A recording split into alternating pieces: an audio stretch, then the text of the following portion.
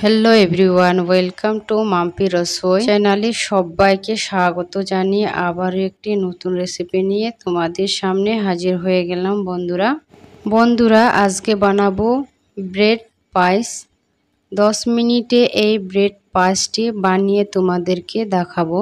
বাড়িতে যদি কুটুম আসে, কুটুমকে একটুখানি 10 মিনিটের মতো বসিয়ে রেখে এই রেসিপিটি বানিয়ে খাওয়াতে পারবেন।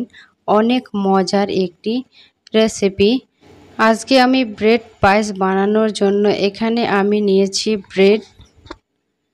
এইভাবে আমি যে ব্রেডের চারকোনা ব্রাউন অংশগুলো কেটে বাদ দিয়ে দেব।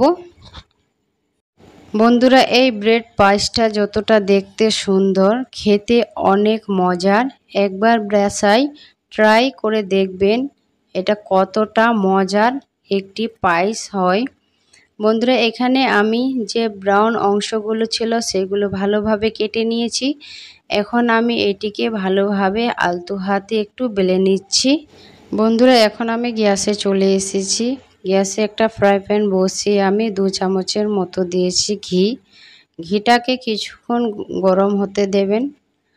গরম করার পরে এখানে দিয়ে দেব আমি 1 কাপের মতো সুজি। এখন ঘির সাথে ভালোভাবে অনবরত নেড়েচেড়ে নেব। এখানে খেয়াল রাখবেন গ্যাসটি লো ফ্লেমে রাখবেন, হাই ফ্লেমে রাখবেন না, না হলে পুড়ে যেতে পারে। এটা 1 মিনিটের মতো ভেজে নিতে হবে। এ পর্যায়ে আমি কিছু কাঠবাদাম, কিছু কিশমিশ অ্যাড করে দিয়েছি। দেওয়ার পরে এটাকে ভালোভাবে একটুখানি নেড়েচেড়ে নিলাম। এ পর্যায়ে আমি লিকুইড দুধ দিয়ে দিয়েছি পরিমাণ মতো। দেওয়ার পরে এটা সঙ্গে সঙ্গে ভালোভাবে নেড়েচেড়ে নিতে হবে, না হলে দলা ধরে যাবে। দুধটা কিছুক্ষণ গরম হয়ে আসলে আমি এখানে দিয়ে দিব 2 চামচ চিনি। দেওয়ার পরে এটাকে ভালোভাবে অনবরত নেড়েচেড়ে নেব। এখানে আমি দিয়ে দিচ্ছি সামান্য এলাচ গুঁড়ো, ফ্লেভারটা বাড়ার জন্য। এখন অনবরত ভালোভাবে নেড়েচেড়ে আমি এই পুরটাকে তুলে নিলাম। বন্ধুরা এখন আমি মালাইটাকে তৈরি করে নিচ্ছি। এখানে নিয়েছি আমি 2 কাপ লিকুইড দুধ। দেওয়ার পরে এটাকে ভালোভাবে গ্যাসে হাই লো ফ্লেমে করে ভালোভাবে এটাকে ফুটিয়ে নিতে হবে। এখানে সামান্য এলাচ গুঁড়ো দিয়ে দিচ্ছি। এ পর্যায়ে আমি 2 চামচ চিনি অ্যাড করছি। তোমরা মিঠাটা স্বাদ অনুযায়ী দেবে। বন্ধুরা এই দুধটি ভালোভাবে গরম করতে মাত্র 5 মিনিট লাগবে। এটি অনবরত গরম করে ভালোভাবে নেড়েচেড়ে একটি মালাই তৈরি করে নেব। এখানে আমার এখন চলে যাচ্ছে নেক্সট স্টেপে।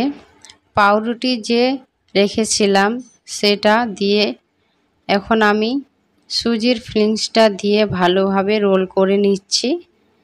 এইভাবে খুব সুন্দর করে রোল করে নিতে হবে। এইভাবে আমি সব কটাকেই করে নিচ্ছি, দেখতেই পাচ্ছ